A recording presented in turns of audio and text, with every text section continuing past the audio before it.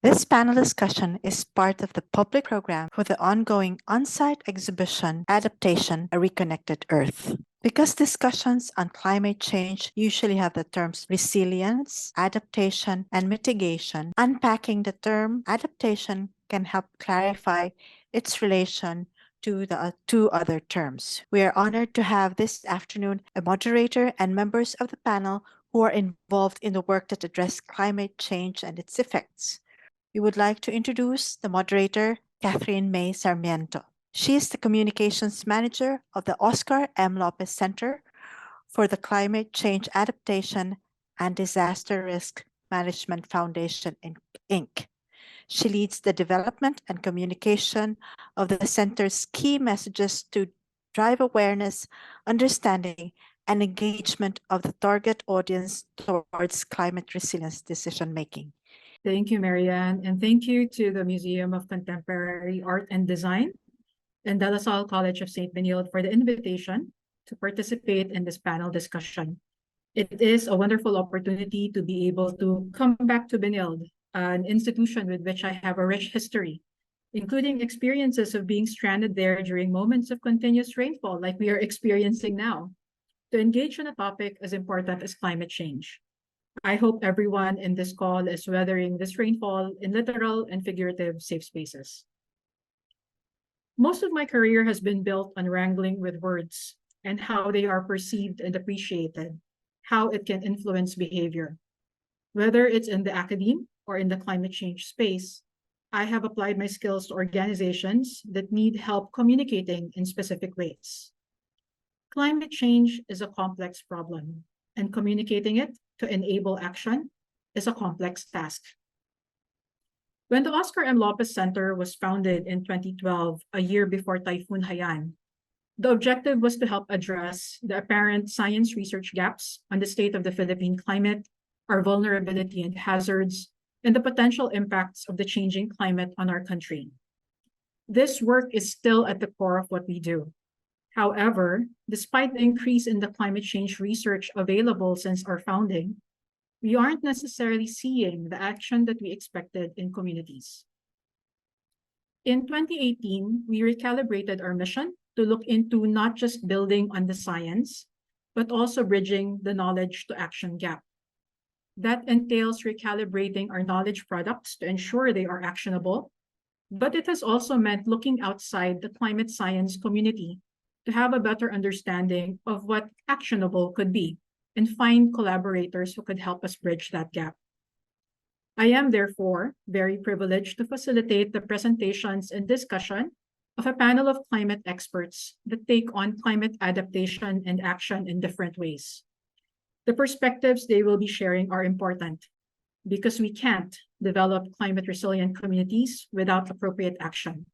And we cannot get to appropriate action without understanding specific climate and contextual risks, vulnerabilities, and needs. Context requires inputs from many science, policy, and community experts. It takes many actors working at different levels under different contexts, contributing in various ways to help build truly climate resilient communities. This afternoon, our panel of climate actors will be sharing their insights on climate adaptation and climate action, as well as their experiences of working with climate vulnerable communities to find solutions. Each speaker will be giving a 15-minute presentation. Once all presentations are complete, a discussion and Q&A will ensue. Our first speaker will be sharing adaptation stories from the planning and architecture practice. Architect Geomelie Tumamao-Guittap is an architect and urban planning researcher from the University of the Philippines. Her research work focuses on disaster risk reduction and management, climate and disaster risk assessment, emergency shelter interventions, and in co-production and participatory planning and design processes. She currently leads the United Architects of the Philippines Resilience Architects, a special committee that assists nation-building efforts by involving volunteer and aspiring architects to support communities in mitigating disasters through proper planning and design, in preparing for and responding to hazards, through capacity building, and in assisting communities in building back better. Please give a virtual round of applause to Architect Guittap. Our second speaker will present a case study on local knowledge and adaptation in Manila Bay, and in doing so, highlight maladaptation and the importance of genuine participatory governance. Dr. Pamela Cajilig is an anthropologist and women's rights advocate who has 25 years of experience working at the junctures of disaster, climate change, and development, with a strong commitment in advocating for participatory and community-centered approaches to design-based interventions. She is a founding partner of Curiosity Design Research and is an associate at the World Wildlife Fund USA Environment and Disaster Management Program. Her efforts to promote participatory and community-based disaster risk reduction were recognized in the United Nations Disaster Risk Reduction, or UNDRR, 2021 Asia Pacific Women's International Leadership Awards. Let us recognize Dr. Pamela Cajilig with a round of applause. Our third speaker will help provide insights on how different communities in the country and in other parts of the world look at or define adaptation and give a perspective of what qualifies a successful adaptation and action. Dr. Natasha Kuruppu is a climate adaptation specialist working with the climate adaptation team within the Asian Development Bank's Climate Change and Sustainable Development Division. She holds a doctorate degree in geography with focus on climate adaptation from Oxford University, where she looked into building the adaptive capacity of water management systems in the island nation of Kiribati to climate change. She has worked extensively in the region and was also a consultant to the World Health Organization and Commonwealth Secretariat on various adaptation initiatives. Please welcome to the panel, Dr. Natasha Kuruppu. I now turn over the program to our first speaker, Architect Geomelie Tumamao-Guittap. Hello. Yes. Let me just pull up my slides. And good afternoon, everyone. I would like to share a few things from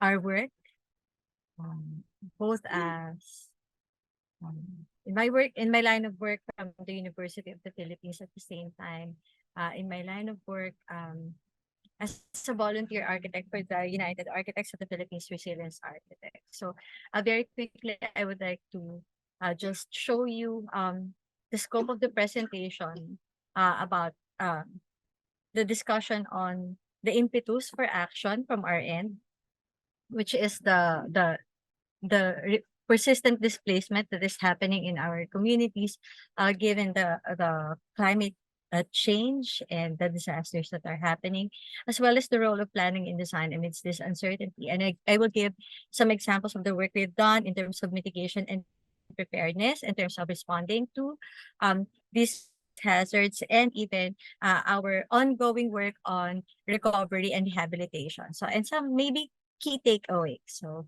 please indulge me as I share with you many slides within the next 15 to 20 minutes. So very quickly, let's look at the figures in terms of disasters. And in 2021 alone, the global displacement has actually globally, the internal displacement has triggered over 38 million internal displacement across 41 countries and territories. That is unevenly distributed, with Asia bearing most of that displacement. In terms of distribution, displacement is actually more related to disasters, majority of which are coming from weather-related disasters. So kung nakaka-relate po tayong lahat, a lot of the displacements in the country is actually weather-related disasters. Now, the cost of that displacement is not cheap.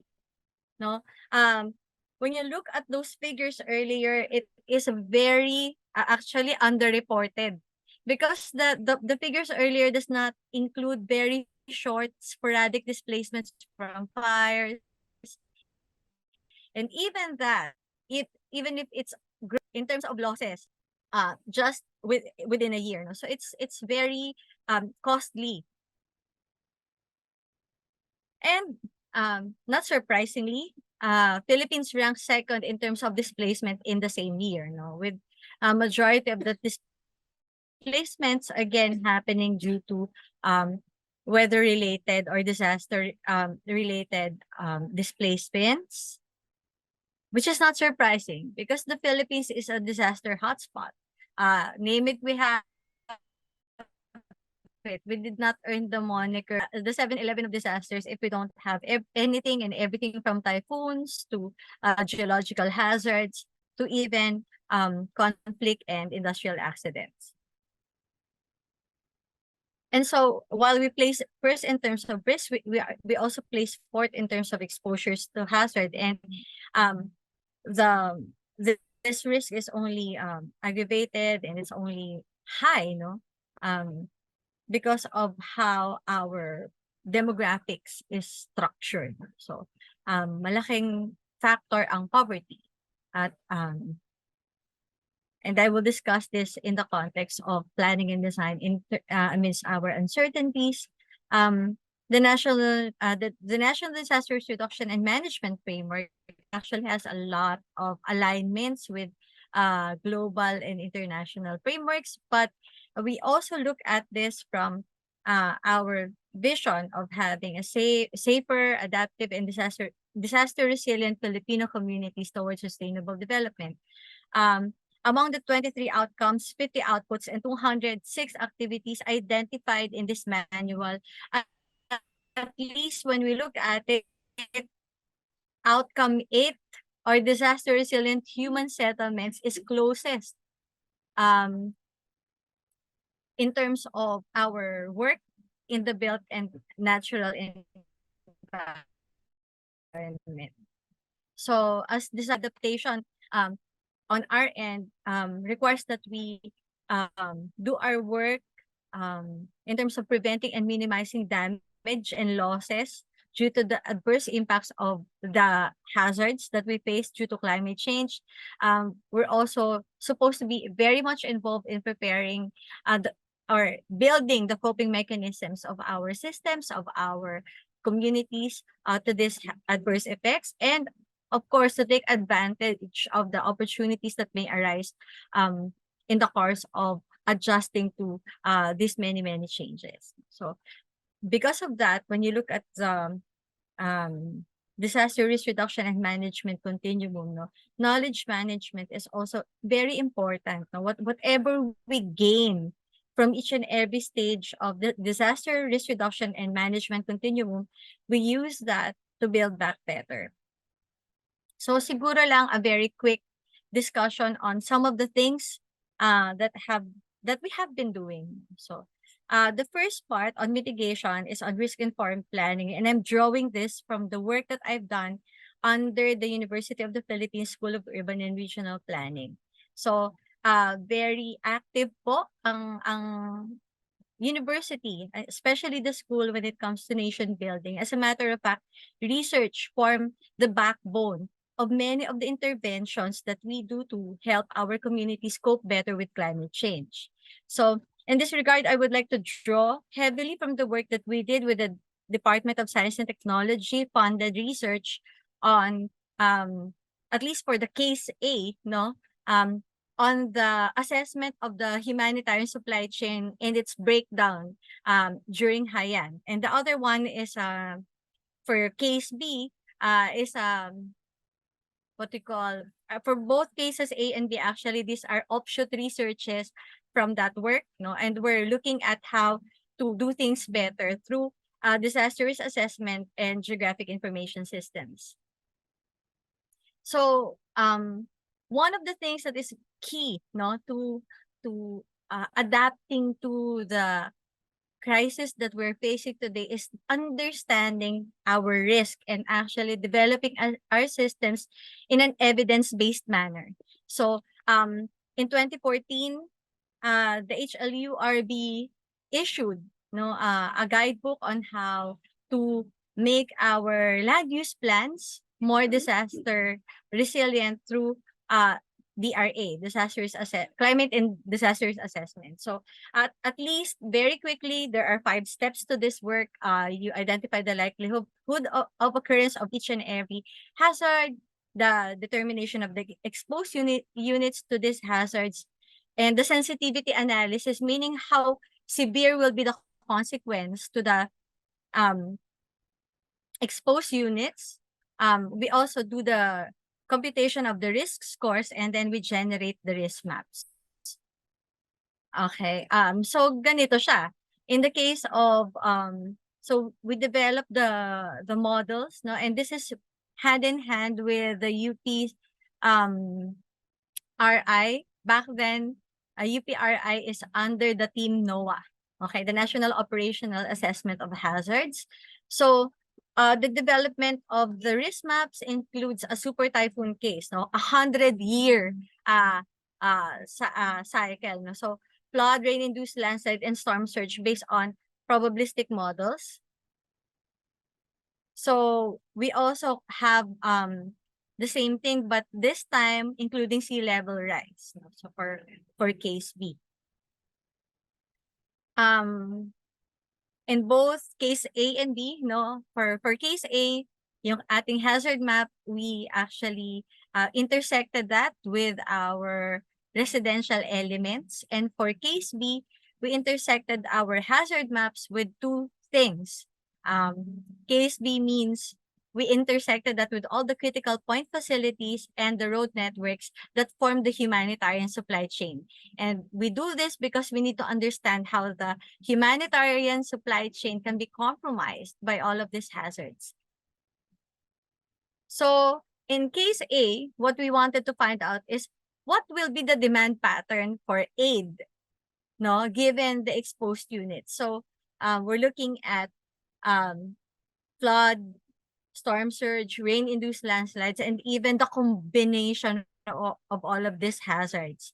No, so and you cannot do this without going through the understanding of the demographic patterns in the area. So based on this, we draw the worst case scenario affected populations, and which means that we base our demand for goods and services to on the evolving patterns, no, of this displacement, potential displacement. So so using the sphere standards, we computed for the needed evacuation space, no, as well as first aid centers, the number of toilets, wash basins, even shower stalls that will need to be mobilized, as well as the amount of water that we need to preposition, no? Kasi ito yung pinakamahirap when we're doing planning for disasters. We need to make sure that all of the needs will be met, and water being a basic human right and a basic human need needs to be prepositioned. No? So again, so that's just evacuation and wash. We also have to compute for the beddings and other sleeping implements, as well as food needs in case of one event. No? And which means that kung titignan natin yung computation na to, when you put a peso value to it, each and every time we have a disaster, it's a very expensive event. So one of the things that we're trying to discuss with local government units is that if each and every mobilization will require this much resources, isn't it better to move people out of harm's way, no, so that we prevent this kind of patterns of displacement? Isn't it a better use of the money if we do it in this manner rather than mobilizing time and time again to provide all of these needs? In the other case that we did, no, ang tinignan naman natin is the humanitarian supply chain. Paano siya magpa-perform under crisis? Because when you're talking about service continuity planning, when you talk about evacuation spaces, healthcare spaces, transportation and community facilities, as well as how you will administer and, you know, provide the command chain for all of this facilities will have to perform under duress. Meaning, whether come hell or high water, kailangan gumagana siya. The thing is that if we locate this in places that are flood prone, storm surge prone, or that exposed to rain-induced landslides or sea level rise, then mako-compromise din yung performance ng mga elements na to. So, we analyzed 467 locations and found out that a majority, of all of these elements are actually exposed to a number of hazards. Tinignan din natin, even if safe yung inyong mga critical point facilities, what if the routes leading to them will be compromised? So we analyzed thousands of kilometers of road networks leading from the hubs, from the way kung saan papasok yung ating goods up until such time na magamit siya or ma-access siya ng mga tao sa evacuation center, sa barangay hall, and even healthcare facilities. And what we found out is actually very scary. If you look at the disaster supply chain, majority of this will be highly exposed to a number of hazards. And what we're also concerned about is that the lone airport in the area, as well as the seaport, where all of your aid might come in, in case na ma-compromise yung supply mo internally, all of these are actually exposed to a number of hazards. So it is not a surprise that right after Haiyan happened, nung nag-breakdown na yung supply chain mo, the coping mechanism of the people within Tacloban and within this area is actually highly compromised, which led to a lot of strife and then later on looting and other conflicts. So what do we do now? The point is that if we are going to perform better in the future, we need to consider how to locate our facilities properly. Either we strengthen them where they are if we believe that the risk can be managed, or we look for potentially suitable sites. So in this case, we intersected all of this with the available land in Tacloban and found out around 5,700 hectares in 97 barangays that can be viable, as alternative sites.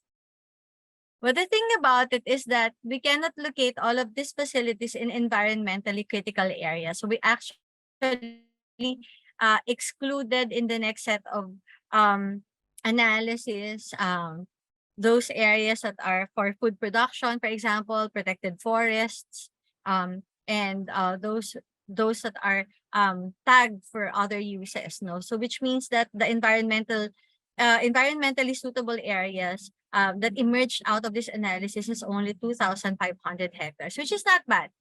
We just need to carefully consider how this can be properly linked together as alternative sites. Or, yun nga, if we're going to just simply strengthen the facilities where they are and improve its performance. So that one is on the what do you call this one? Risk mitigation and preparedness. We now go my engagement as a volunteer architect for the UAP Resilience Architects. So one of the very big projects that we handled with other NGOs is the development of alternative temporary shelters. Because this is a prevailing problem, especially in urban areas. So at least for the very first part of the study, we looked at 12 communities spread out in 3 cities in Metro Manila, which is around the alignment of the Tuliahan River.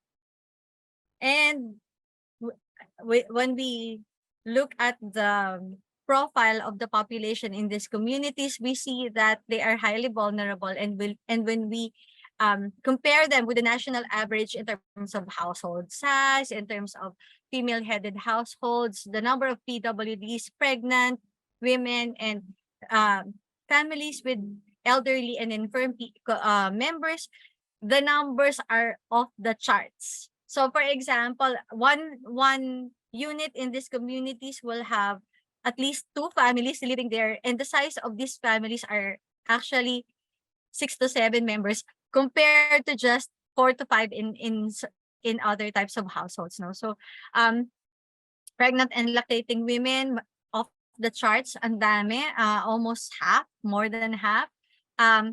Female-headed households, very prevalent also, more than half. No? So when you're looking at it, at this kind of numbers, you're looking at highly vulnerable populations in high concentrations.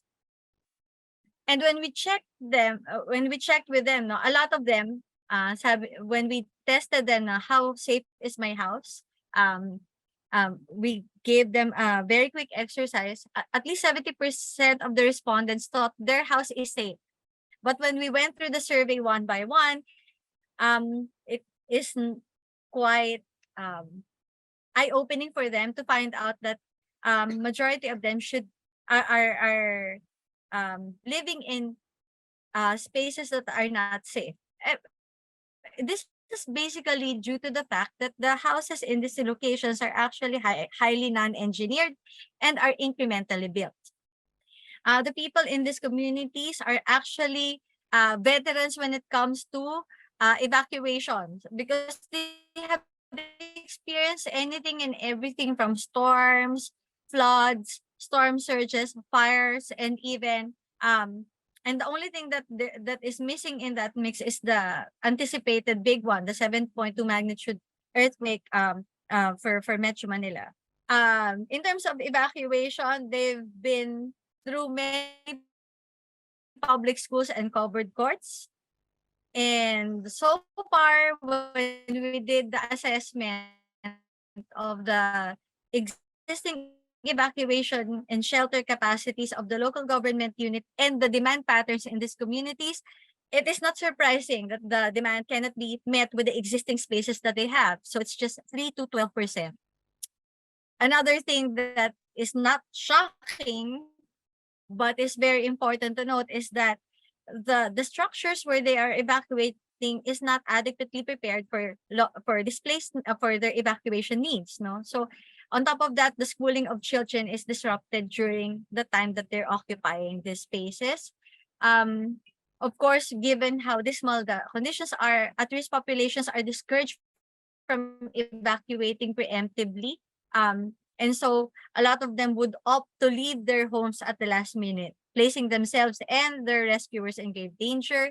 Of course, if you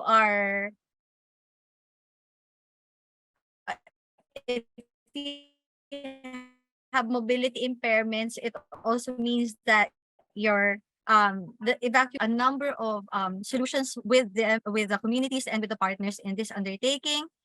And this has been deployed in many disaster events. So anything from fires. So we developed that with them, the community members, the planning officers, in their favorite basketball courts. So we've deployed it with them. So we made sure that the evacuees are partners in solution making and even in camp management. So these are the ladies on the lower right are actually block leaders. No, we developed an addressing system so that each block is now managed by a block leader, and so it improved the conditions in the evacuation centers by making sure that each block is very clean and hygienic. You know? And so after that, temporary also does not mean disposable. So if done properly, the modules can be reused for other deployments. We also did surveys of the satisfaction of our evacuees with the deployment of these modules. So far, so good. The response is highly positive. And we, of course, assess the performance of these evacuation services and the cost needed to deploy them. So it's not bad. At 30 pesos per day of stay in the camp, it's actually very cost effective. So this has been adopted in Cagayan de Oro, in many places in the country, Eastern Samar, and even in the protracted displacement in conflict areas in Mindanao. Pero they changed the materials to bamboo kasi that's the most accessible to them. We've also adopted this, but changed it for medical use during the height of COVID-19.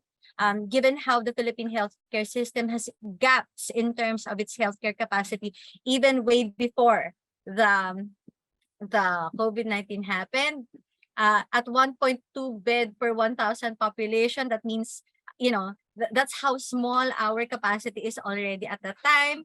And even then, the distribution of the beds is uneven all over the country, with NCR having the majority of these bed spaces. ICU beds also majority in NCR. And given how the demand for these beds can peak, depending on how high our infection rates are, a lot of the capacities in different areas will be breached very, very quickly. So kung titingnan natin, so the government said, okay, majority of you, if you are just on a confirmed case or a probable case or a suspect case or a symptomatic case, you should self-isolate at home so that you don't eat up the healthcare, the beds allocated for COVID, no? Thing is that it's not that simple because there are certain requirements for you to be able to self-isolate at home. And a good majority of the Filipino population can't do that given these kinds of conditions in our urban poor centers. So not everyone can self-isolate, no? In this kind of communities, physical distancing is impossible. Access to water, sanitation, and hygiene is not exactly easy. And the availability of well-ventilated space is almost zero. So if we're going to deal with this, we have to look at developing or at least translating the alternative temporary shelters into temporary community quarantine facilities.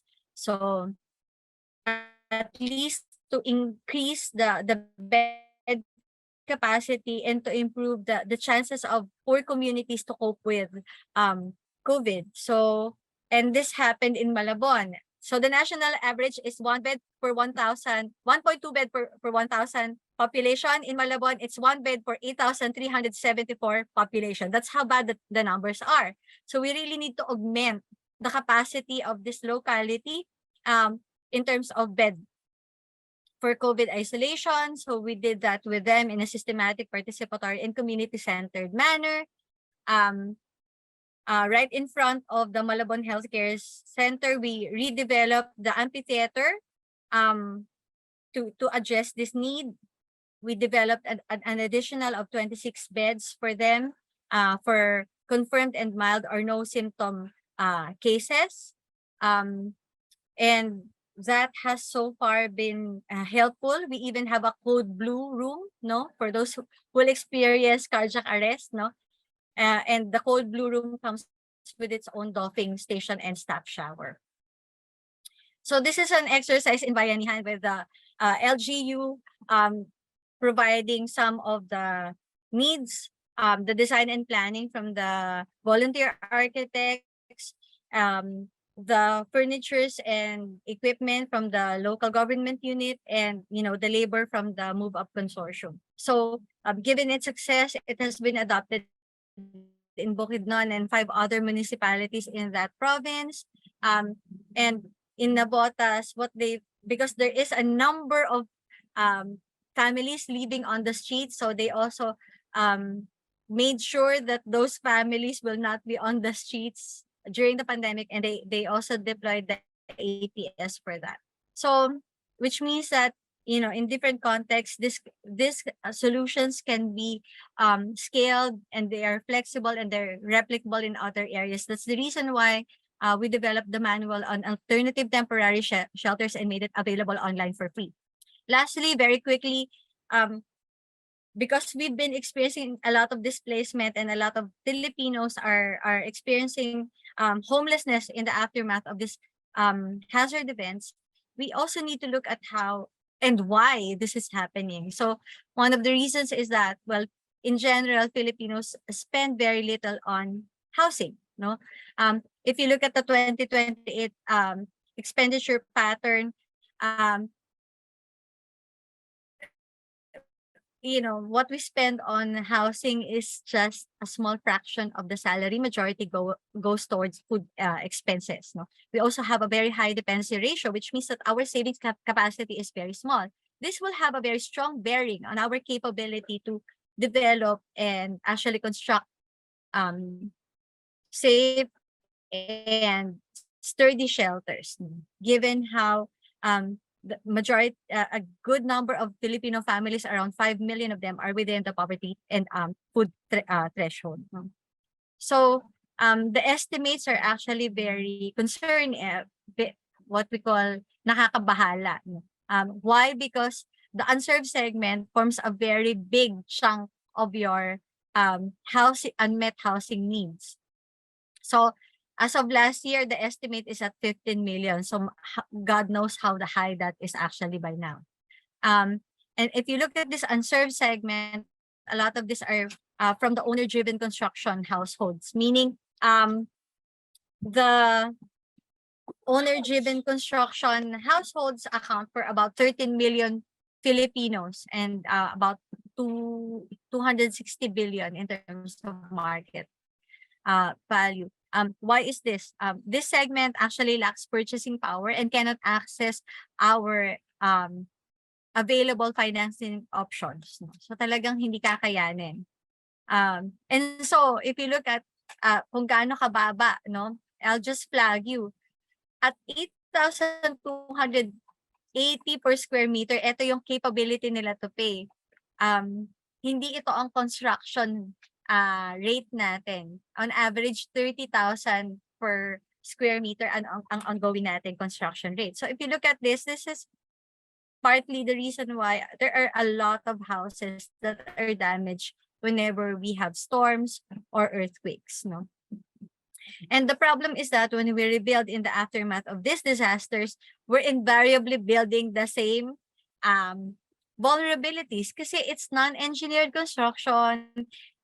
We salvage whatever materials we can get. And so it's the same pattern, no? And the question is that if we are repairing and rebuilding, how sure are we that the way we do this is resilient to future hazards? So, and so whenever we do deployments, we look at what survived everywhere, no? So parang, but these houses are actually still standing, a tree house, a vernacular house, and even this overlooking point in Itbayat Island where you have where storms pass by, no? Bakit nakatayo pa rin sila? And we look closely at how the reinforcement bars are actually hugging the elements, no? So we look at how the strapping is done. And when we see this, we're looking at how Filipinos actually have evolved construction technologies, construction know-how that is 32 storms. Ibig sabihin, likas sa Pilipino tong gantong klase ng paggawa, no? And so if we do it more scientifically, then we develop a shelter anchor tree wherein from all the way from the posts, no, to the roof, we have a way of anchoring them together so that we can develop a core shelter strategy for homeowner-driven rebuilding efforts. So we dubbed this as the Project 30K. Why 30K? Kasi the maximum amount that you can get a shelter aid from the government is 30,000 pesos if you have a totally damaged house. 10,000 pesos for partially damaged house. So we want to make sure that if we do it, we're going to do it in a manner that actually makes full use of the 30,000 that the government will give you. So we developed the rebar strapping system from the wood post to the so if we do that anchoring system from the footing to the post to the roof, it is now easy for you to just provide your flooring and your wall framing and cladding so that you can have an 18 square meter house that meets the BP 220 and then later on expand to meet your own needs. So ang initial structural cost of the core is around 31,000. We're still figuring out how to lower this without compromising the integrity of the system. And so some key takeaways. When you do evidence-based planning and development, understanding the hazards and risks and what conditions to anticipate can help in 3 ways. It allows us to invest our taxpayers' money wisely. It allows us to build better, so identifying safer locations and considering appropriate mitigating measures, and most importantly, it allows us to continue our services to the public and even when the conditions are dire. And from the deployments naman in our response and recovery, the main thing that we want to maybe share with everyone is how building people's capacity incrementally can actually help improve our odds later on. No? So building professionals like us can support nation building efforts, no, by improving the self-help capacities in marginalized communities, by involving people in the solution development, the decision making, as well as providing access to knowledge, financing, and materials. We can improve their capacity to do things better, no. And the most important thing is that we want to acknowledge local understanding, local capacities, so that when we co-develop solutions with the people, it is natural to them, and not only natural, but it increases our capacity for fostering buy-in. So again, people-centered resilience is all about empowering our community members to take full ownership of the solution making instead of doing it from a top-down decision making manner. And again, the most successful implementation model is always centered on the affected communities and households. And with that, I thank you for your patience and your time. Thank you so much, Architect Guittap. I would just like to underscore how important risk assessment on a per community context is important, and infrastructure resilience isn't as simple as just looking at existing climate risks or how your house is built. Sometimes discussions on adaptation and solutions appear as if you're working from scratch. For example, dapat may proper land use, or you have to create resilient buildings. But you raise a good point. There are already existing environments, barangay or city plans, not just housing, that have to transition to be adaptive and responsive to climate impacts and risks. Responses have to address immediate challenges, such as regular flooding to tropical cyclones, as well as longer-term plans, but also the interim or transitory changes that need to take place. I know LGUs have access to hazard maps, but the immediate, medium-term, and longer-term changes that need to be planned aren't always apparent when you are considering a built environment. So thank you to your work, especially with the UANP. If you have questions, please feel free to put them in the chat. I will ask them to the panel after the last presentation. For now, I now turn over the program to Dr. Pamela Cajilig. Hi, everyone, and thanks again to Ms. Marian and Ms. Sam for inviting us to this very timely and relevant forum. My internet connection hasn't been great. I've been dropping in and out of the room, so please bear with me. And I'm going to try to make this presentation as quick as possible so I can turn off my video and we can have more conversation in the Q&A. Okay. So what I'm going to present today is about local knowledge and incapacities as well as capacities for flood adaptation in the Manila Bay Fisherfolk community. This is part of my PhD project. It was about 3 years of research of me going in and out of this island in Manila Bay and also conducting interviews online when COVID lockdowns made it impossible for me to travel outside Manila to do research. Okay, so this is my field site. So it's about a 4-hectare island in Manila Bay. And as you can see, it's completely built up. There are about 700 families or more or less 3,500 individuals living in this island.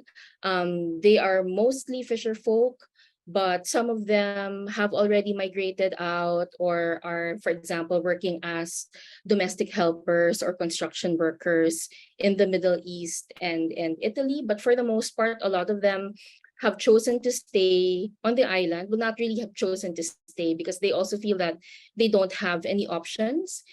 costs money, and you need social capital to move out of the island and pursue better work opportunities. And as most of them are fisher folk, they just also don't feel that they have the skills to live in the city, as well as fishing is also a very big part of their identity. So the main livelihood in the island is called baklad fishing and palakaya fishing. So baklad fishing is fishing through fish corrals, as you can see on the left.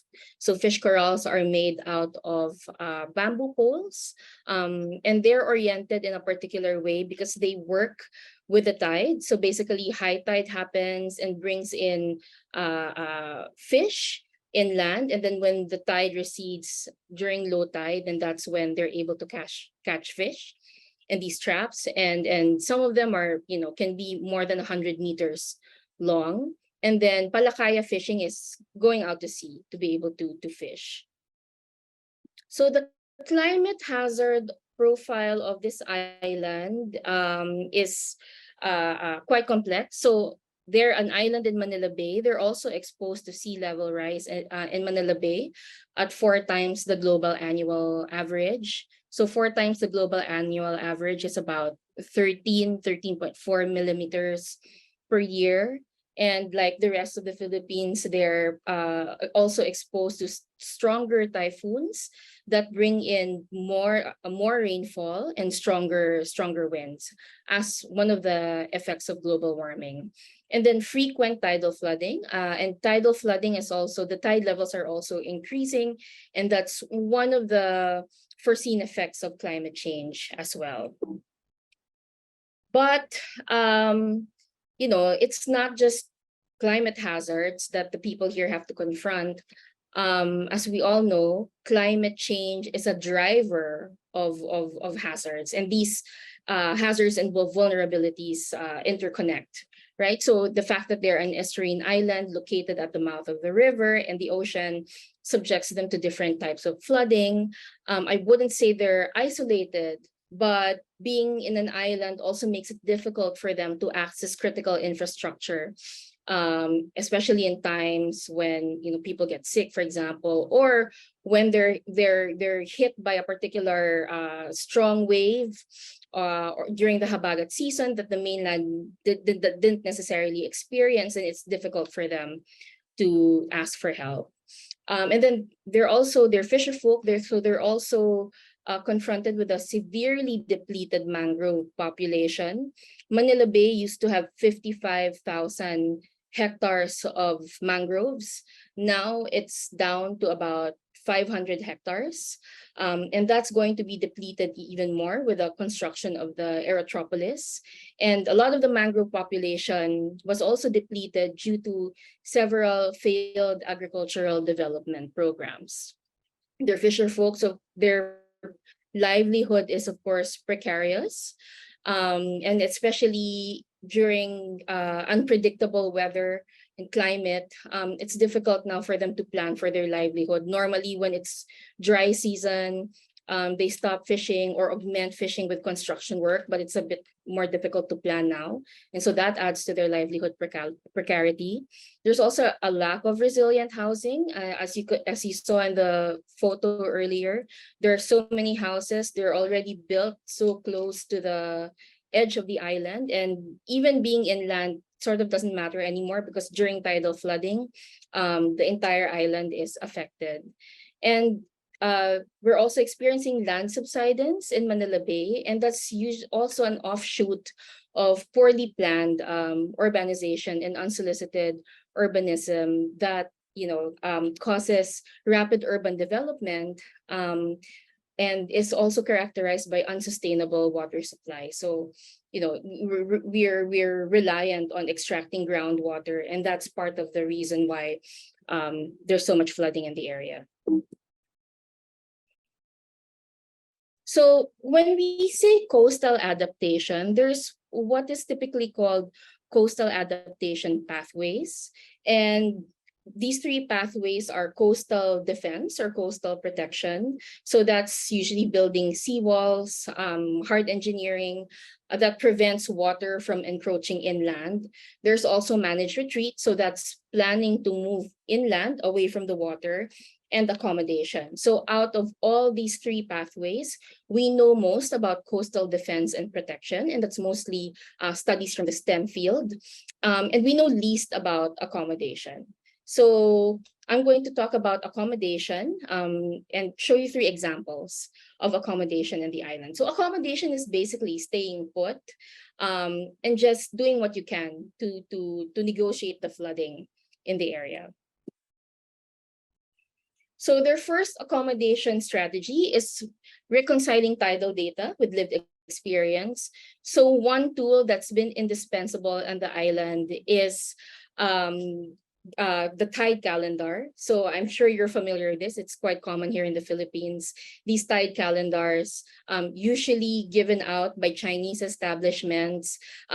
They're in red, blue, and black font, and the high tide and low tide is usually highlighted in red font. So this is information that's valuable to them. But of course, they don't just rely on this. They also rely on their lived experience of the elements. One of the ways tide calendars are used are in the area of housing. So what women in the community do, as soon as they receive the tide calendars at the beginning of the year, they will flip through the entire calendar and find out when the highest tide levels will be. And some women will go as far as encircling this tide level so they can anticipate their actions closer to the date. So when I was the last time that I was able to talk to them last month, 5.2 feet was the highest tide level, and that was also true in 2021. But before that, the highest tide level was only up to 4.9 feet.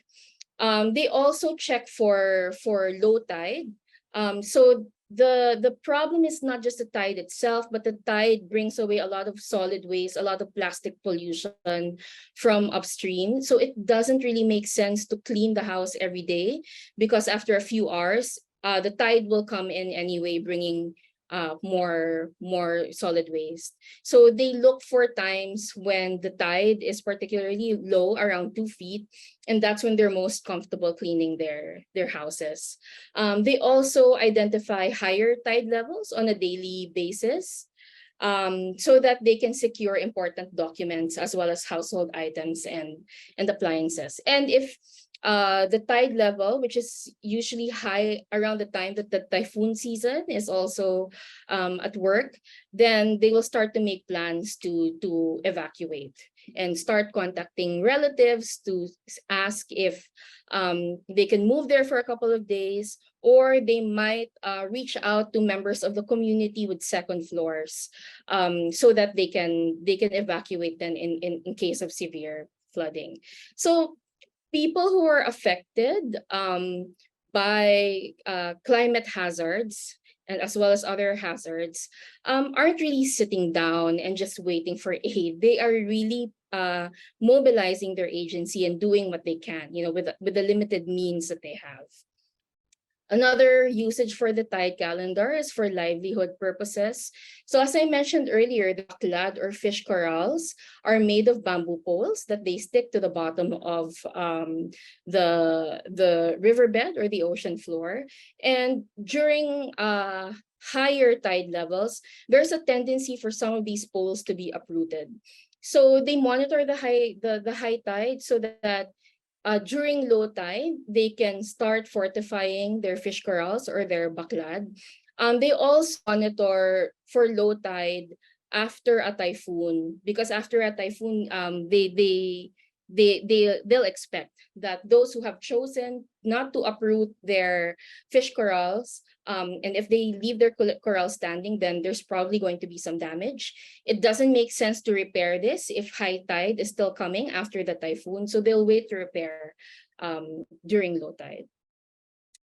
Another adaptation strategy is to mobilize kinship networks or bayanihan.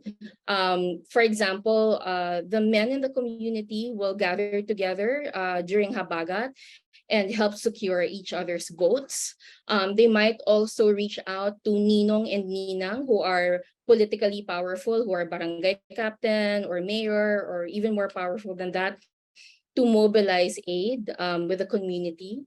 And there's a lot of misunderstanding when we say bayanihan, that it's a trait that's natural to Filipinos, but that's not really how bayanihan works. Bayanihan is propelled by relations of reciprocity. So if somebody helps you now during this disaster, in the next disaster, whoever helped you will also expect help from you in return. And to a certain extent, this practice can be exclusionary because older fisherfolk, for example, may not have the strength to pull boats anymore or help in rebuilding houses. So that limits their participation in bayanihan. Another strategy is infrastructural and architectural modifications. So this picture here is a photo of the basketball court that is also used as an evacuation center. And since the tide level in the island has been increasing, when I visited there in 2020, they were making plans to raise the basketball court by a meter. And of course, if the basketball court is raised by a meter, then all the houses around it also need to raise their homes by a meter. Otherwise, all the water will flow towards them. But sadly, even though they were able to complete this in 2020, the tide level now, when it floods, has already reached this new evacuation center / basketball court. So they're being flooded all over again. So when we talk about adaptation, we also need to understand people's understanding of adaptive success, right? And for them, some of these things that I mentioned have been working because there haven't been any casualties in the island for so many decades now. There's minimal loss of boats. There's minimal boat and housing damage, as well as baklad damage. But of course, the capacity to repair this is also dependent on the social standing and the class standing of the fisher folk in the community. And if you're one of the fisher folk who don't own a baklad but are more the bantay of the baklad, then it's not likely that you'll be able to repair your house with the income that you have. Another sign of adaptive success is being able to save government documents like IDs and marriage certificates, because this is important in asking for ayuda after a disaster. So the other adaptation strategy in the island is coastal protection. And I say coastal protection with a grain of salt because even if this might have been the intention, it's really the structure that was built was really not fulfilling its purpose. So there was a seawall that was being built in the island in February of 2020. So this is a picture that I took in February 2020, right before the COVID lockdowns. And if you'll remember, in December 2020, we experienced typhoons Rolly and Ulysses, and I think it was a series of 5 typhoons in 6 weeks. So by December 2020, the seawall had already cracked. And as of last year, this crack over here was now like a big hole. And the residents are saying that, even if they were consulted about the height of the seawall and what the ideal structure should be, they were surprised when it was built because it didn't encircle the entire island. It was much lower than they expected, and they really feel that there might have been a misuse of funds because it was such of low quality.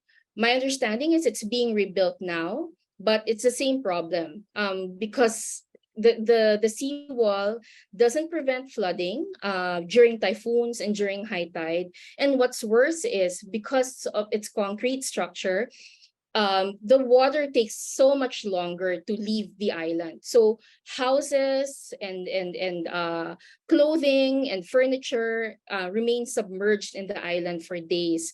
In fact, one of the problems in the island, one constant problem in the island is athlete's foot. Whenever I ask them what they need, when they ask for donations, it's always medicine for athlete's foot, because their footwear never dries, because the flood is always there, despite the structure. I was able to bring some architects with me in the island, and they did say that kulang sa steel yung structure. I've also shown the structure to some urban planners and environmental engineers that have expertise in flooding, and they said that it's possible that the structure was built to prevent erosion, not necessarily flooding. But the point is, when the structure was being communicated to the community during consultation, it was positioned as a structure that would prevent flooding. So that was the expectation of the community. So because of that, there are houses in the community that have never really recovered from typhoons and the flooding. So this is a house that was affected by Typhoon Glenda in 2014. The owners have been saving for years, since 2014, to have it repaired. They were able to pay for the filling. So that was about 18,000 pesos worth of filling that they managed to save across 5 years. And it was all gone during one of the typhoons of 2020.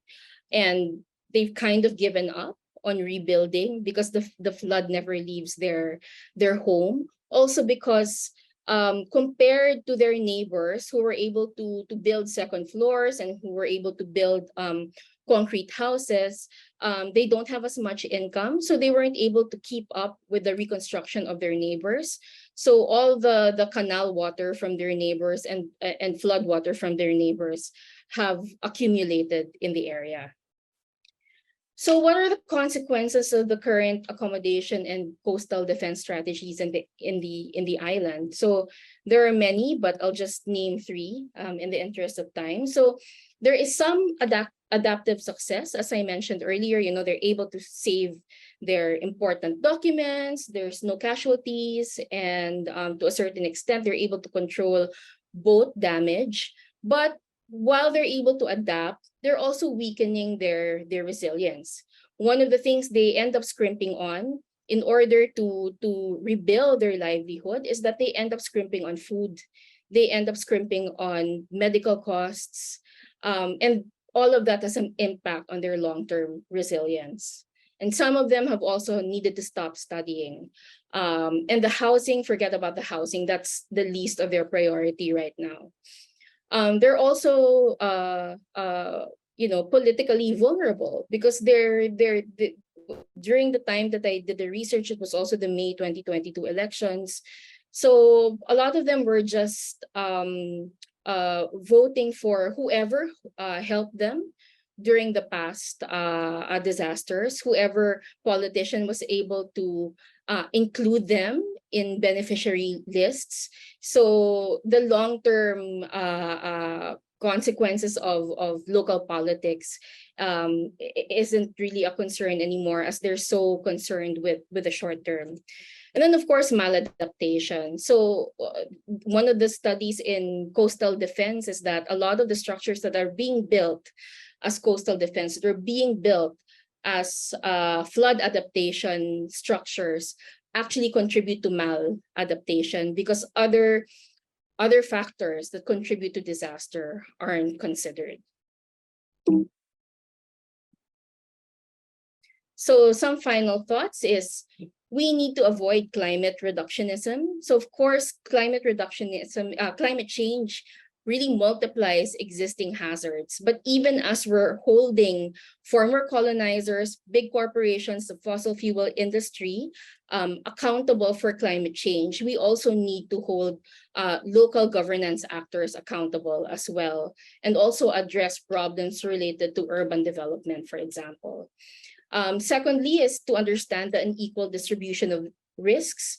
There's a tendency to think of communities such as fisher folk as homogeneous communities, but as my case has shown, Some of them are more vulnerable than others. There are different social standings within the community, so we need to address that as well. And lastly, we really need to be very vigilant in terms of having participatory governance and forming broad coalitions as key to preventing maladaptive projects. So one of my findings was that when there was a call for consultation and participation to plan for the seawall, the instruction to the community was everyone who are 4Ps beneficiaries should attend the consultation meeting. And if they don't attend, their 4Ps benefits will be forfeited. So that is tokenistic participation. We don't want people to participate out of fear. We don't want people to have their rights withheld from them because they don't participate. That's the opposite of participation. And also, a lot of people felt excluded because the 4Ps beneficiaries are mostly mothers with school children, but there were older members of the community, older male fisherfolk, for example, who felt that they had a lot of experience living on the island and had a lot of importance to say about how flooding in the island could be controlled, but they weren't included in the consultation session. So participation matters, and participation is also key to preventing maladaptation. So thanks very much, and I'll end here, and maybe we can have time for questions and discussion later.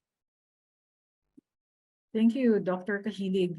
A recurring theme in your presentation and Architect Guittap's is this sense of community, of bayanihan, kinship being important in terms of building resilient communities.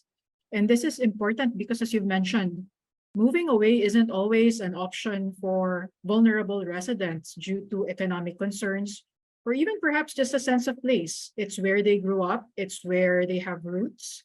It's the only place they know as home. But what I like, despite you highlighting the vulnerability, is the sense that the inability to move away doesn't always have to mean failure.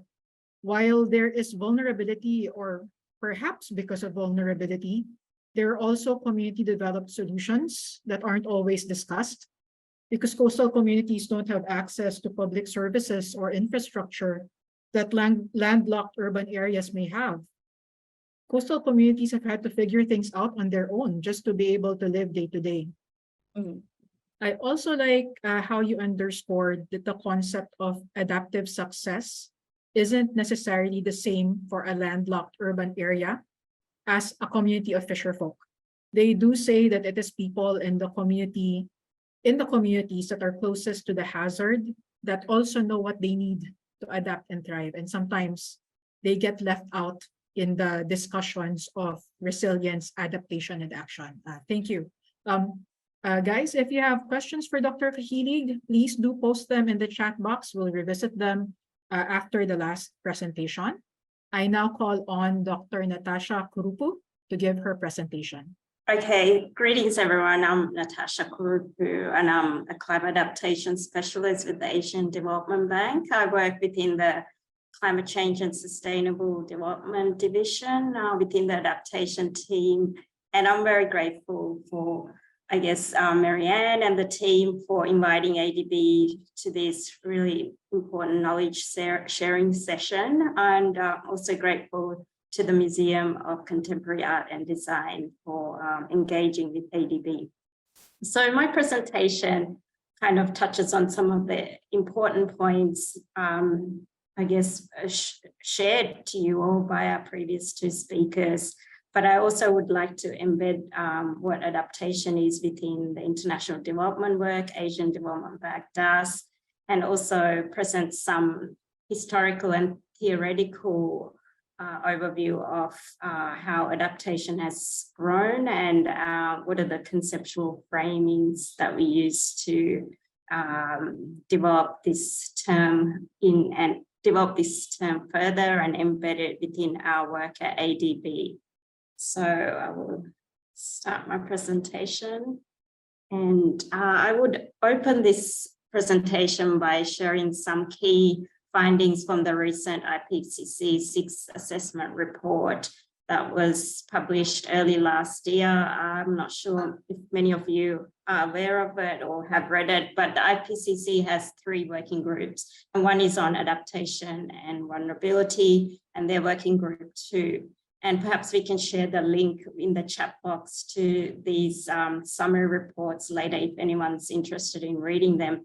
But 2 key points from the summary report for policymakers was summarized here. There's very high confidence that the magnitude and rate of climate change and associated risks depend strongly on near-term mitigation and adaptation actions.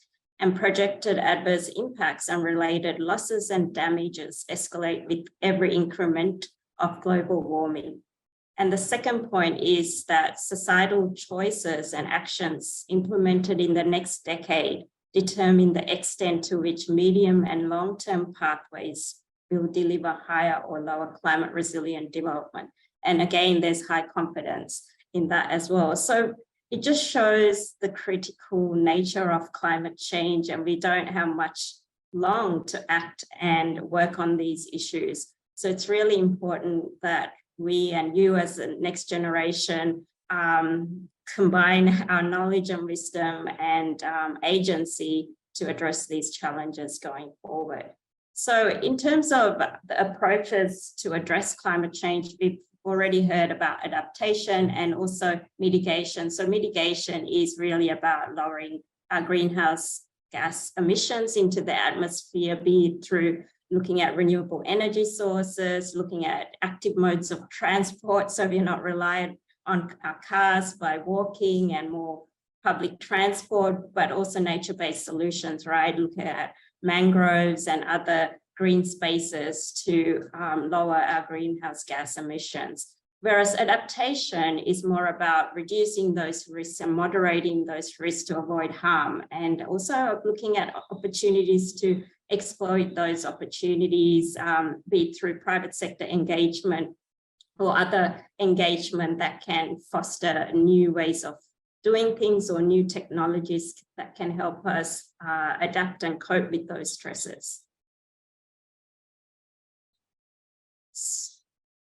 So in terms of climate adaptation, our speakers have touched on these already, but I'll just quickly go through it. There's 2 forms of adaptation that we in the development context have always looked at, is incremental adaptation, which is how actually the climate adaptation space grew. We were very much focused on incremental adaptation actions that were aimed at maintaining the existing system by integrating various actions that could mitigate those risks. So if I'm building a new rural road, it's about looking at climate proofing that road so it can withstand increased flooding, or if it's in a small island, withstand sea level rise. So that is about climate proofing and incremental adaptation. But since the last decade or so, the field or scholarship has moved towards more transformative action, and transformational adaptation is what ADB is focusing on. Many development banks and UN agencies have focused on, is how do we ensure investments in this space are transformative?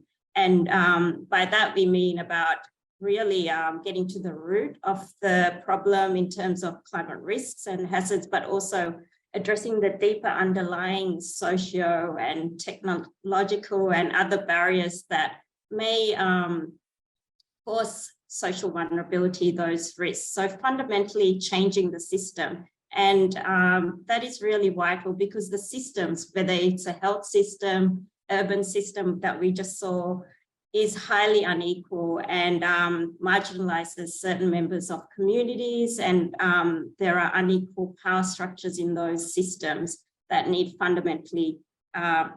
require fundamental shifts. So that is right now what most of the development banks are trying to identify and address through our climate investments. So I've just put this term resilience up there. I don't know to what extent everyone knows about it, but it's always used interchangeably with the adaptation space. Even at ADB, we call it climate resilient development, and this is what we're all trying to do. But what does resilience mean, right? So resilience is not the same as adaptation, although they're used in the same kind of discourses, but resilience really grew out of biology and cultural ecology, but more on ecology. So it was used to understand natural systems and how they can withstand different stresses, be it environmental stresses or human interventions, and how they can bounce back after the stress has been removed to the same form and structure and functioning.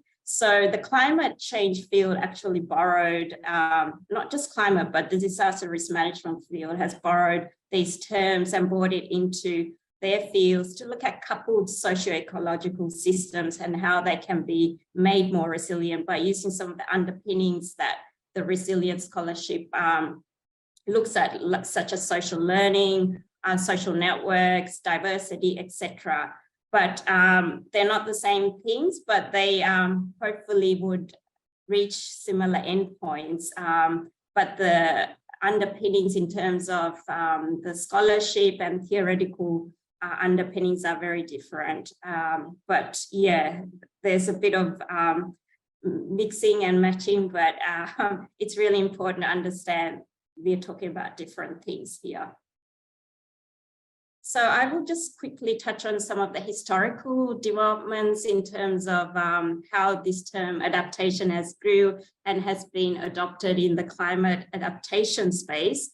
But really, adaptation as a concept is not new. It goes back to the 50s or even earlier, right? Looking at human adaptations to natural environment, and it has its roots in cultural ecology and anthropology, where they studied on how people live within the constraints of the environment, be it to different stresses, and how the environment was not the only thing that shaped how they lived, but people had agency to change the environment themselves and modify that environment to benefit themselves and thrive in those often environmentally or naturally constrained environments. And there are great examples from our region across the Asia Pacific on how people have adapted to those constraints. So terrace farming, where I come from in Sri Lanka, we have the water tank systems that farmers use for surviving long drought periods. And similarly, across this region, there will be great examples of adaptation strategies based on indigenous knowledge systems. So this early work from the cultural anthropology and ecology sphere highlighted the important role that hazards play in shaping how we cope and also long-term adapt to those stresses.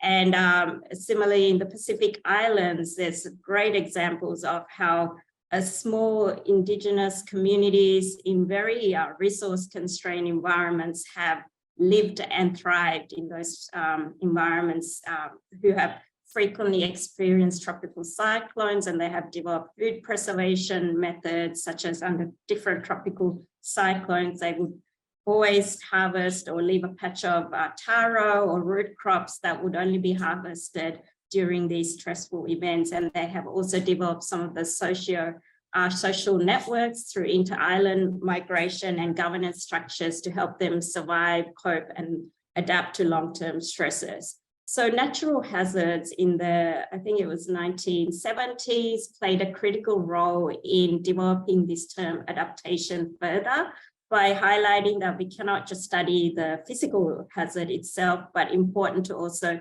bring in the social and human dimensions to understanding climate risk or natural hazard risk. And that's how it kind of grew further and look at the behavioral changes that are required to adapt systems to future disaster risks and also other risks. So from there,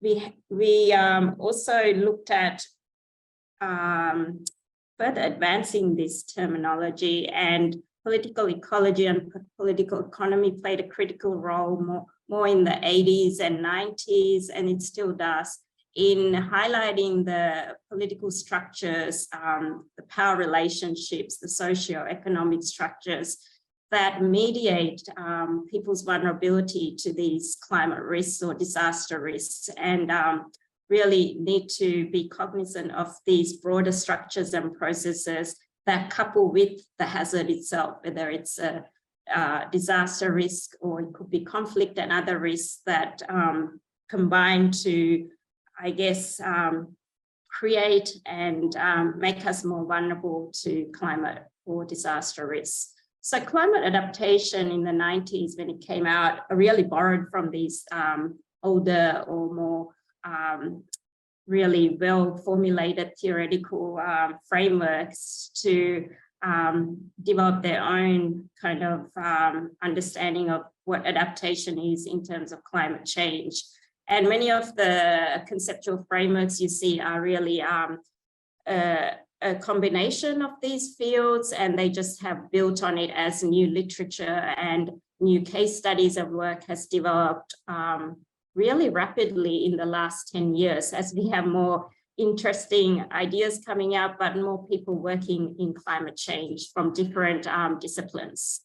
And this transdisciplinary nature of our field has made it more interesting, and some of the results we see is quite interesting, but also very robust. And that has come out in many of the IPCC reports that were published last year. So if you was to summarize some of the key findings from this historical development, I would say climate adaptation is a suite of all these ideas, but it has also highlighted the importance of other areas that need to be factored in. And these are about our nature-society interdependencies, right? Whatever we do here in Manila will also affect societies in remote Pacific islands. Our actions and our choices in terms of consumption or the way we behave do have consequences in other parts of the world. And it's really important to think about these interdependencies. And that is translated into the work we do at ADB. We use systems thinking and approaches. So if we're talking about coastal systems, like Pamela talked about, and developing coastal erosion infrastructure, we cannot just think about that specific coastal erosion system itself, but thinking about how it will affect health systems, water quality, etc. So systems thinking gets us to think about the broader system and the interdependencies of that system with other systems to prevent maladaptive practices that Pamela was talking about. And also we saw the importance of other forms of knowledge, right? Like for me, Indigenous and local knowledge is critical if we are going to address this challenge, because science alone and the framings cannot deliver alone, right? So it's really vital here in Philippines, you have rich Indigenous knowledge systems. How are they better integrated into making adaptation choices and designing programs that will deliver transformative action on the ground? And recent developments has also been about integrating more gendered lens into adaptation, because we know women from all different backgrounds and all different communities and caste systems are more vulnerable in general to climate-related risks, and important to bring that lens into the design of adaptation programs. And once again, I just finally touch on the maladaptation, because it's really critical to know that adaptation today will maybe maladaptive in next 2 years or future. So important to consider the maladaptation and the consequences of our actions today. So I won't touch on this too much, but so climate adaptation is always been looking at the hazard and the social vulnerability context. And vulnerability, of course, can be unpacked further, and I don't want to bore people, but there's also the adaptive capacity that really needs to be understood in terms of people's perceptions of climate risks and their perceptions of their own ability to cope and deal with those risks, as well as their access to various assets, social assets, human resources, economic assets, that all integrate to define social vulnerability. And it is that vulnerability when combined with the hazard, be it climate change, but also important when we're talking about it in terms of development, to consider other hazards here, such as migration, conflict, but also rapid rates of urbanization, deforestation. They're all combined to shape our vulnerability, whether it's at the community level or at the system level, in terms of our climate risks. So adaptation interventions, if designed properly, should address those root causes or drivers of vulnerability. So in terms of adaptation challenges, what we are facing in the development field, I have just quickly summarized, is we're really at a crisis level in terms of scale and speed that is needed to implement adaptation. 10 years we have, and we need many hands on deck if you're going to address this challenge. And adaptation has often lagged behind mitigation, given that, of course, mitigation is critical, but there are also limits, right? In terms of Pacific Islands, we can mitigate all we want, but for them, it's really about adaptation. So what we have found is that adaptation efforts remain largely small scale, fragmented, incremental in terms of adaptation actions, and of course, insufficient to meet the needs that we're talking about. And this is across many developing countries. They all have developed national adaptation plans, but they lack capacity to implement those plans, or they of course lack resources as well. But in terms of climate adaptation finance, it's really peanuts when compared to what is needed at the global level. So 330 billion per year is what is estimated, but we fall short of those targets every year. And then there's really a call for greater engagement with the private sector, and and how they can better be integrated and mobilize climate finance to achieve some of these targets. So that's in the bank. That's what we are doing across all the multilateral development banks. How to better engage the private sector in adaptation is critical going forward. So ADB itself has high ambitions, want to be the climate bank for our region, of course, but they have an ADB 2030 strategy and has 7 operational priorities, and many of them are linked to climate and disaster risk management and resilience building. But what is really important is we match that with climate finance, and the ADB has recently committed to investing 100 billion over the next 8 years, 100 billion of its own financing for both mitigation and adaptation, and 34 billion of that will be going towards adaptation over the next 8 years. So this is really encouraging, and that's one of the reasons I'm working in this space, because without that finance, it's hard to deliver action on the ground. And action, I mean like big initiatives that will have impact in terms of transformations. So even though finance is critical, I think it's also really important that we match that with transformative adaptation outcomes. So we really should, the focus really should be on outcomes as well. And sometimes we lose sight of that in terms of how is it changing the fundamental structures in those systems that may marginalize certain communities and prevent them voicing concerns, etc. But how can we deliver on those transformative actions is what is critical here. So in terms of actions, I mean, I don't want to dwell too much on this, but it's really about 3-pronged approach that ADB works on in terms of their work streams.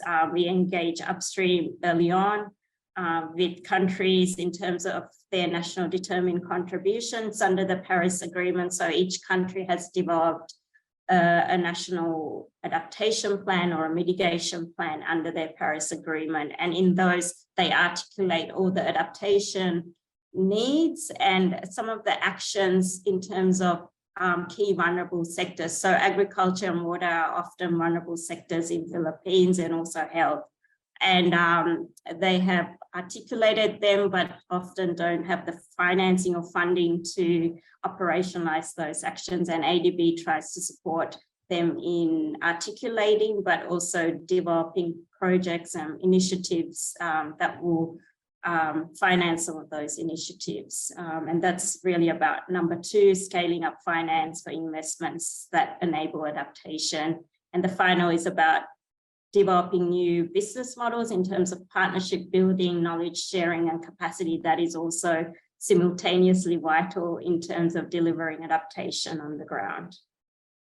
So in terms of our approaches, I've just already touched on it, but we engage early on with each country. Each country has a country partnership strategy, and since climate change is critical and cross-cutting, we ensure it is integrated into all those partnership plans for each country. And from there, we develop actions or climate investments that speak to their national adaptation plans. And that is one way of ensuring that's country-owned and country-led, and ensure those outcomes are sustained over the long term in terms of financing. So, for example, right now, I just returned from Cambodia. We're helping the government there in terms of how to make their physical systems more climate resilient and ensure there's financing for those initiatives after projects finish, how to develop a pipeline of climate projects that will be financed and match-made with other development banks, not with ADB only, such as the Green Climate Fund and the Adaptation Fund. There's various funds out there for financing these, but how can countries better tap into those finance mechanisms? So that's something we aim to do through technical assistance programs and build that capacity. We also help countries undertake multi-hazard assessments. Like I said before, it's really vital not just to consider climate risk, but also other risks, development risks, right? When understanding this context to develop more holistic approaches to adaptation, and which some of the previous speakers demonstrated in their work. And other areas are looking at concessional financing and in innovative climate adaptation projects and strengthening institutional capacity. So I guess as a bank, we have a lot of capabilities in supporting countries with financing and developing different models to help them access that finance. So that is something that ADB is keen to support countries moving forward. But another area is looking at the funding, not just funding, but the innovative partnership models, be it with communities, but also non-government agencies, academia, but also the private sector is critical. And how can we work better with those partners to develop new programs and initiatives that deliver on the National Adaptation Plan commitments of our developing member countries? So one example of a partnership that we recently developed was this Community Resilience Partnership Program. It's funded through 7 donors, such as UKAID and other funding bodies. ADB has its own financing there, but they provide $1 million grants to communities to build community resilience programs on the ground. And it's innovative because ADB often works at the government level, but this is trying to mobilize action at the ground and work with NGOs and local government and other community groups to deliver community adaptation programs that also speak to issues such as gender and equity and social justice issues that need to be integrated into those programs. And we've just started that, so we're always looking for great new ideas, so you can reach out to me if you'd like to partner on any of those programs.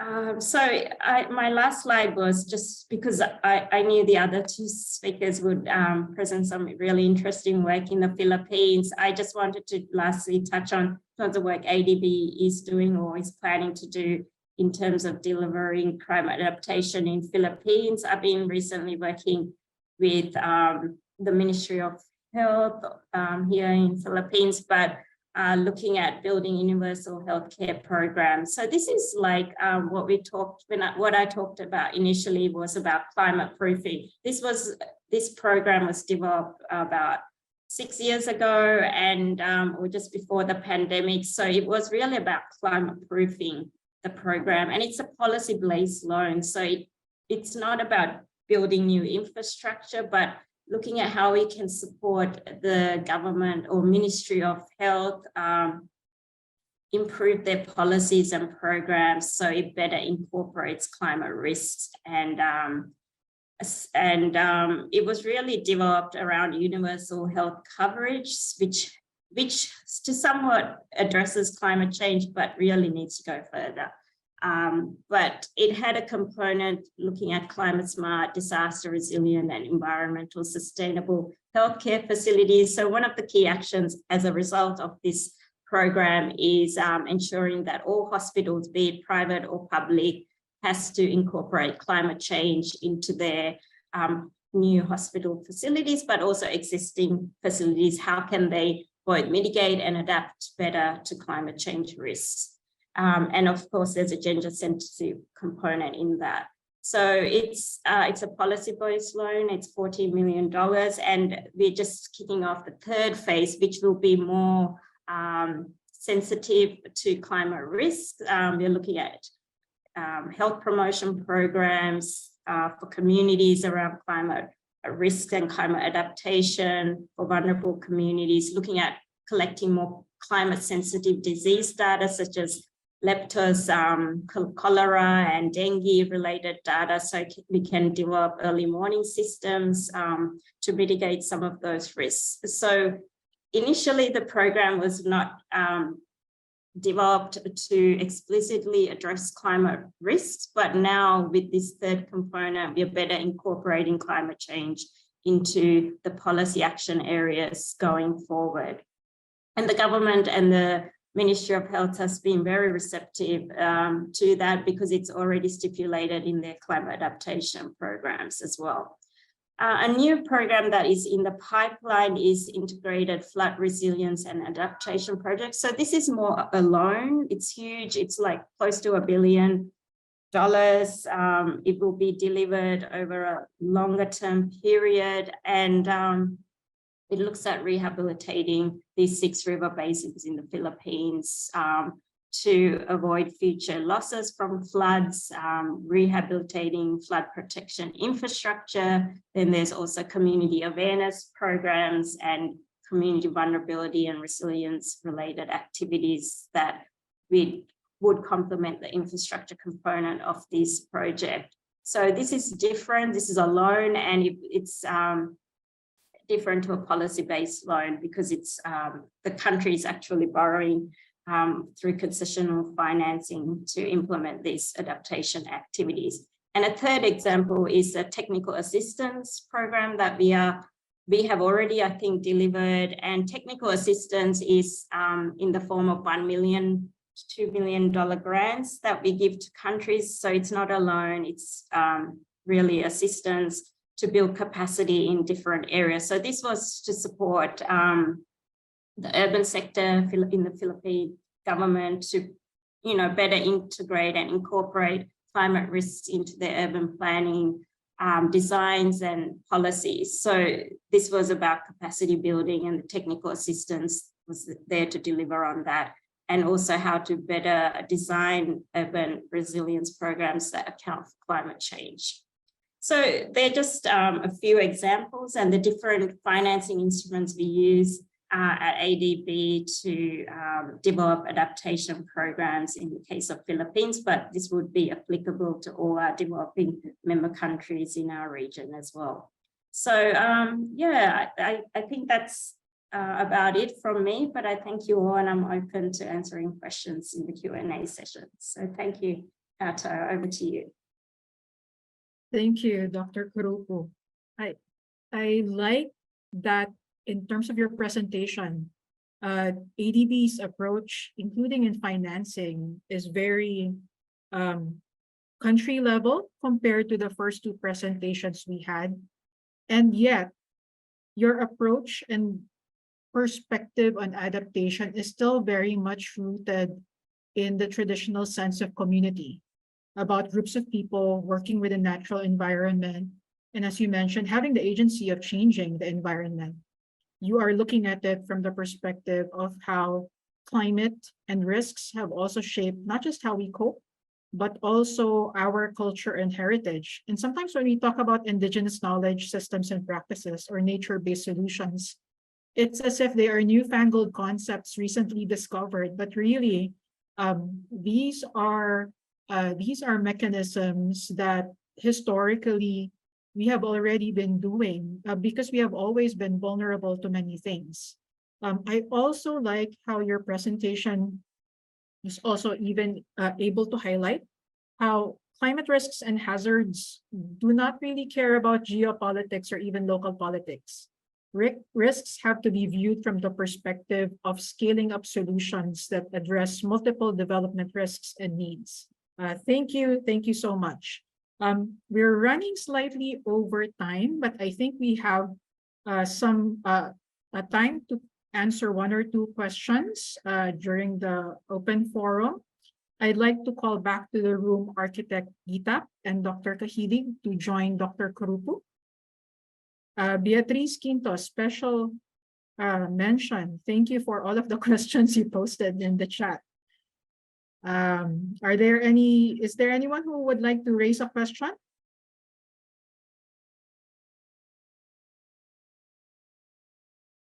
Okay. I have a question for the entire panel. Perhaps you can take turns answering it.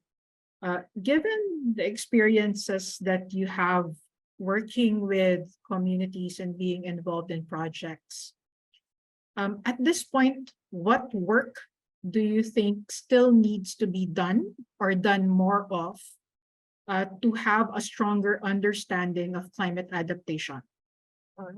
Well, that's a very loaded question. No, I think I can start with getting fostering understanding of the climate crisis, because everything starts from climate change is so abstract still for them unless they understand how it will impact their incomes, how it will make their lives a little bit harder. No, for example, with what's going on, water shortage, for example. It's easy to say that the water shortage is just the lack of water coming from my faucet without understanding that the water came somewhere else and on a watershed basis. No, so understanding the decisions that come with it, like it is very important. No, why is it important to improve our watershed management? Why is it important to capture rainwater? Why is it important to conserve water in general? So it requires a better appreciation of how things are actually going on, because you cannot divorce climate change from the rest of the problems that has an effect on our lives and our livelihood. So it has to start with that conversation on the ground, getting more people on board perhaps, and seeing it from their perspective also. At least from my end, that's how I would see the conversation starting, not just from the top. Well, for me, I would look at it in two ways: science literacy and political literacy. We have to know how the environment works. What are the scientific understandings of climate change, how it is, for example, changing typhoons. And also, so that can be addressed at the level of basic education. And we've done that in a women's rights NGO that I was part of. We've done some of that also at the community level. We also noticed that a lot of parents in the communities that we were working with would get their climate change information, or the causes at least of why Yolanda happened, from their school children. So there's a big potential in really integrating scientific knowledge about climate change in basic education. From my understanding right now, it's just tackled in one quarter at the level of grade 9, but it has to be much earlier than that. And it cannot be treated as an ad hoc problem, like what architect Guittap and Dr. Kuruppu have also emphasized. It needs to be understood in terms of how it interacts with other challenges we have in society. And the second is political literacy, because, you know, if people keep on thinking that climate change just comes from the weather, it's a natural event, then the motivation to hold those who are accountable for it is also not going to happen. So, you know, the causes of climate change, its roots in, for example, the fossil fuel industry, in history, in colonization, that also needs to be clear, so that people are aware of how their everyday lives and how their rights are being violated by things that are not really within their control. So those two things. But I would also say that let's also not assume that communities are not aware of climate change. I work with a lot of fisher folk, and they will be the first to say nagbabago na ang panahon. Also, a lot of studies from indigenous peoples also noticing the changes. But of course, this has to be also within a broader understanding of climate mitigation, adaptation, and climate action. Thank you, Dr. Cajilig. Dr. Kuruppu? Yeah, I would just build on that as well. I think accountability is really important, and how communities can hold governments accountable for delivering what's in their national adaptation plans and their Paris agreements under the national determined contributions. And what Pamela just highlighted is the literacy element, but also awareness. If people are not aware, then they're not empowered. But how can we formalize that better, be it through community level adaptation plans, or be it through better partnership with local governments, so they are empowered to hold governments accountable, is really what I would like to see, so they can challenge some of these initiatives, and also ensure that what's at the national level is delivered and trickles down to the community level, right? So for me, it's not just in the adaptation space, but also mitigation. Where I live, of course, I'm new to Manila, but it's highly urbanized. There's no green space. So where did it go wrong? Why weren't communities empowered to challenge what was being planned for their communities or villages, and mobilize themselves, you know, that they have agency? So there's something that is missing there. So I would like to see more of that formalized, so they can better be empowered to challenge some of these political systems. Thank you. Thank you so much to our panel, Architect Guittap, Dr. Cajilig, and Dr. Kuruppu.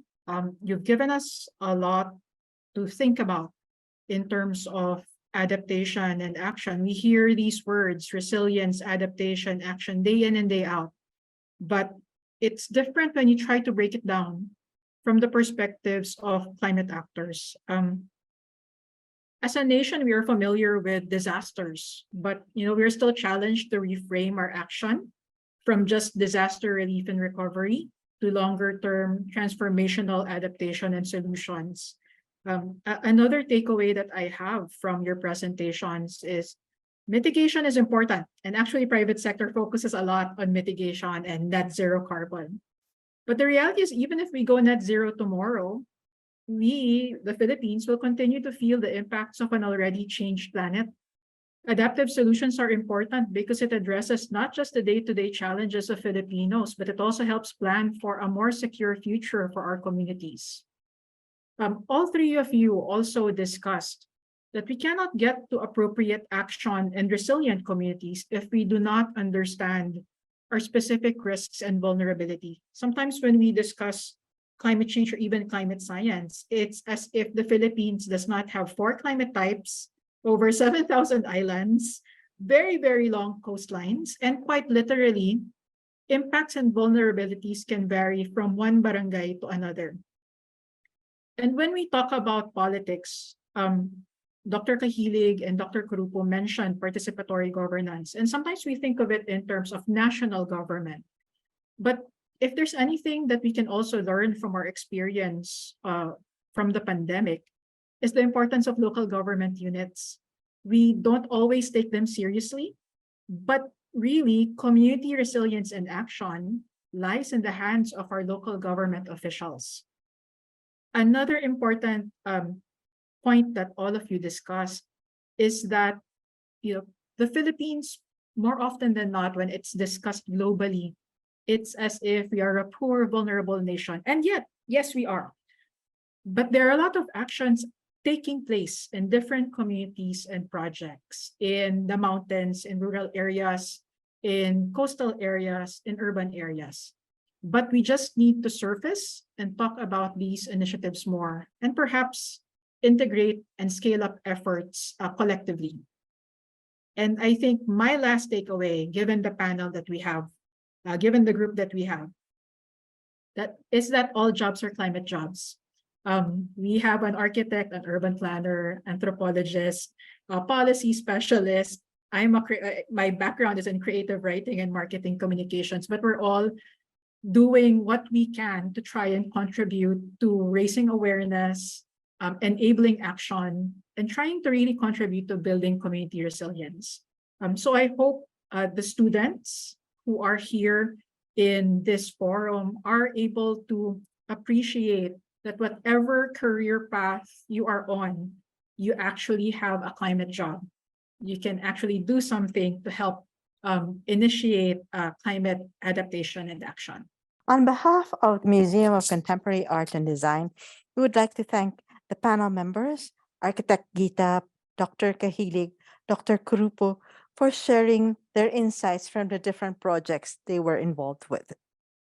We'd also like to thank the moderator, Katherine Sarmiento, for helping us keep focus on the various points raised by the panel members, because that was a lot to take in 2 hours. Finally, we would like to thank everyone from school, the barangay, and elsewhere for joining us in this afternoon's talk. We invite you to look into the resources shared by the panel members to further empower yourself to do the necessary adaptations with your community. We'd also like to take this opportunity to invite you to view the exhibition Adaptation, A Reconnected Earth at MCAD, which runs until July 23. Thank you, everyone, and good afternoon. Keep safe and dry while on the road. Thank you, or at home. Bye, everyone.